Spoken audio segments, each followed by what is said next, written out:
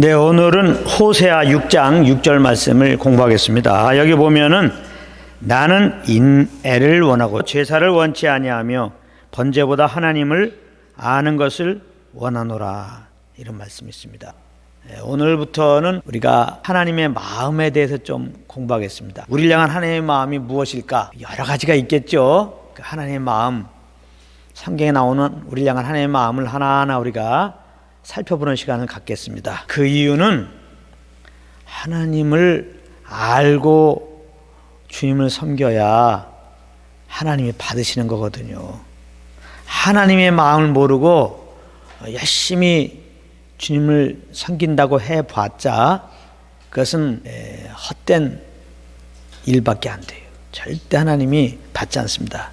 우리는 일반적으로 신앙생활이다 그러면 무엇인가 주님을 위해서 열심히 행하는 것을 연상을 하게 됩니다.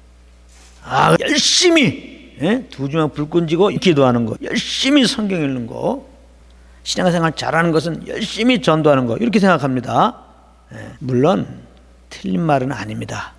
그러나 이것이 꼭 맞는 말은 아니에요. 왜냐하면 그렇게 행하는 동기가 잘못될 수가 있기 때문에 그렇습니다. 그렇다면 신앙생활하는 그 잘못된 동기가 뭐냐?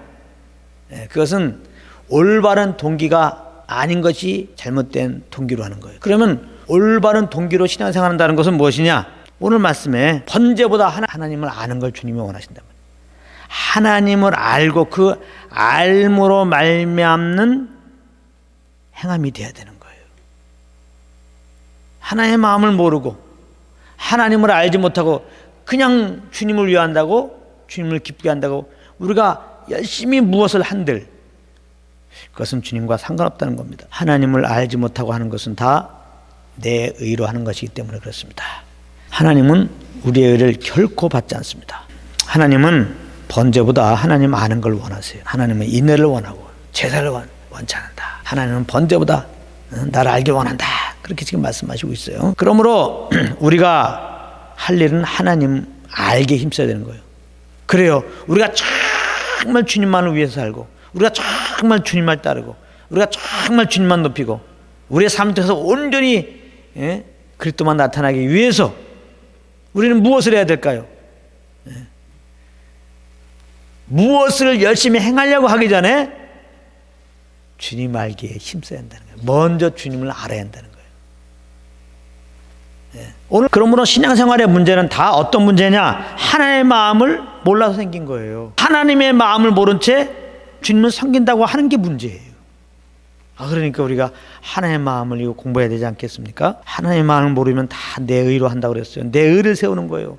내 의를 세운다는 건 주님의 의에 복종하지 않는 것입니다. 아주 영적으로 교만한 자가 됩니다. 내가 부인되어지고 정말 이제 이렇게 주님을 알고 그 은혜에 감사함으로, 주님을 믿는 믿음으로 성령 투생합니다. 이게 하나님의 의로 하는 거예요. 그래서 하나님의 마음을 모르고 열심히 주님을 섬기면 그 섬긴 만큼 남을 정죄하게 돼 있어요. 그리고 열심히 행한 만큼 예수를 높이는 게 아니라 그 삶의 열매가 열심히 자기가 행한 그것을 자랑해.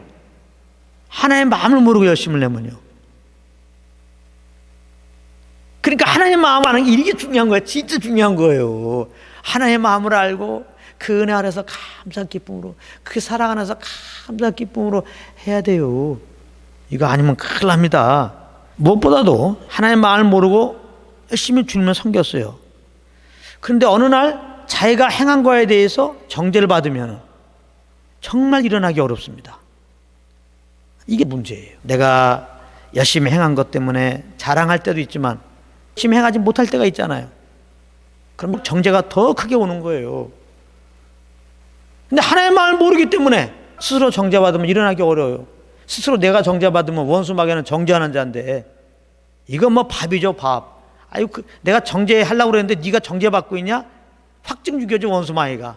그래 하나님도 사랑하지 않으셔. 그래 하나님도 기도 안 받으셔. 그래 너는 지옥 가. 그래 너에게는 저주만 있어. 그대로 받아들입니다. 내가 좀 기도 못했다고, 내가 좀 전도 못했다고, 내가 성경 좀 못 읽었다고, 내가 좀 찬양 못했다고, 내가 맡은 일에 좀 충성 못했다고. 그래서 하나님의 마음을 아는 게 중요해요. 하나님은 그리스도 한 자에게는 결국 정죄함이 없다고 그랬죠. 오히려 우리의 의로 무엇을 했는데 거기서 실패하게 되면 어떻게 보면 하나님이 허락한 거죠. 실패해서 정말 난 아무것도 아니구나 이걸 깨닫고, 그럼에도 주님께 나올 때 주님이 여전히 사랑하시는 그 사랑을 알고 이제 그 사랑이 동기가 되어서 주님을 섬길 수 있게 되니까요. 그래서 우리 믿는 자들은 잘못하면 정죄받을 게 아니라 오히려 정말 주님께 나가서 이렇게 자백하고 나가면 더 주님의 사랑을 알 수 있어요. 여기 혹시 정죄받는 분 있다면 결코 하나님은 정죄하지 않으세요. 정죄할 것 같으면 뭐하러 그 아들을 보내셨어요. 그리고 그 아들까지 내어주시고 대신 정죄받으시고 대신 저주받게 하시고 그 아들을 내어주시고 우리를 이제 그 아들의 피로 이렇게 사신 하나님께서, 자녀 삼으신 아버지께서 이제는 아들로서 조금 잘못했는데 그걸 정죄하시고 구원을 취소하고 지옥 보내겠습니까? 말이 안 되죠. 이게 아버지 마음을 모르니까 다른 복음을 전하시는 거야. 정말 예수 믿고 구원받은 사람도 잘못하면 정말 지옥 갈 수 있다. 제가 그렇다면은 예수 믿는 사람은 정말 지옥 갈 일이 없으니까 마음대로 살아라, 지금 그 말 합니까? 이 말을 듣고 마음대로 살게 됩니까? 안 그렇죠. 다 하나님 말씀을 모르니까 하는 말이에요. 예수 믿으면 영원한 구원이다, 복음 안에 영원한 구원의 안전보장이 다 있다, 이렇게 얘기하면 꼭 그런다고요. 그 은혜의 복음을 전하면 사람이 타락한다고. 그냥 그렇게 전하면 안 된다고. 그럼 어떻게 전해? 율법 아래 꼭 매이게 한단 말이에요. 예수 믿고 구원받아서 11조 잘 내야 되고 주일 성수 잘해야 되고 율법 잘 지켜야 되고 십계명 잘 지켜야 되고, 그거 못하면 지옥 갈 수 있습니다, 여러분들. 뻔하십시오. 그건 복음이 아니에요. 물론 우리가 율법을 가르쳐야 돼요. 우리의 삶의 지침서에 우리 예수 믿는 자들이 어떤 삶으로 이 땅에 나타나야 되느냐, 창세기부터 계시록까지 다 가르쳐야 돼요. 모든 가르치라고 그랬어요. 근데 그거를 내가 그걸 지켜야 되고, 그걸 못 지키는 것은 정죄의 제목이 돼갖고 구원도 잊어버릴 수 있다, 얼마든지 구원이 취소될 수 있다고 생각하면 곤란한 거예요. 결국은 천국에 들어가는 것은 우리의 행위에 있는 것이죠. 그렇다면 우리가 율법을 다 지키고 이러한 교회법을 다 지켜서 천국 갈 사람이 어디냐 이 말이에요. 우리가 그러고 싶지만 우리가 연약해서 안 되잖아요. 율법으로 의롭게 될 사람이 아무도 없다는데. 그러니까 우리가 이 복음을 꼭 알아야 돼요. 하나님의 마음은 복음 안에 있습니다. 복음 안에. 그래서 우리가 이 하나님의 말씀을 잘 알아야 돼요. 그러니까 하나님의 마음을 알게 되면 그렇지, 난 원래 죄로 말미암아 이미 죽은 자지. 근데 사랑해서 그 아들로 나를 구원하셨지. 그래서 나를 자녀 삼아 주셨지. 어떤 아비가 자녀가 잘못했다고 내 자녀 아니야 그렇게 하겠습니까? 세상 아버지는 연약해서 말로 해도 넌 내 자식 아니야 이놈아, 호적 파, 이렇게 할지 모르지만은, 그래서 호적 팠다고 합시다. 그래도 그 아버지와 아들의 관계는 끊어지는 건 아니죠. 그렇죠. 그러나 우리 하나님 아버지는 그렇지 아니에요. 절대로 호적 파는 일이 없습니다. 우리가 예수 믿으면 그 아들의 생명을 받아갖고 우리가 하나님의 자녀가 된 거예요. 생명 안에서. 이 생명은 영원한 생명이에요. 하나님 우리 영원한 아버지가 되었단 말이에요. 우리는 아버지의 생명으로, 아들의 생명으로, 겁나 우리들은 영원한 하나님의 자녀가 됐다는 거예요. 요거를 보증하려고 성령을 보내신 거예요. 성령님은 구원의 보증입니다. 그래서 여러분들이 가만히 있어 보세요. 성령님은 항상 하나님이 우리 아버지인 것을 알려주세요. 여러분들 하나님의 자녀인 것을.